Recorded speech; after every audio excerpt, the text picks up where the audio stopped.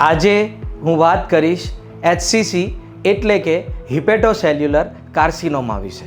આ HCC એ લીવરનું સૌથી common કેન્સરોમાંનું એક કેન્સર છે. કોમન એટલે કે 70થી 80% લીવર કેન્સરોમાંથી આ કેન્સર બહુ કોમન જોવા મળે છે. તે ઉપરાંત સૌથી કોમન કેન્સરોમાંના 5મું કેન્સર એ લીવર કેન્સર HCC હોય છે. કેન્સર રિલેટેડ થતી ડેથ તેમાંથી સેકન્ડ નંબરનું કેન્સર એટલે કે આ HCC છે. ફર્સ્ટ નંબર કેન્સર રિલેટેડ ડેથમાં ફેફસાનું કેન્સર આવે છે.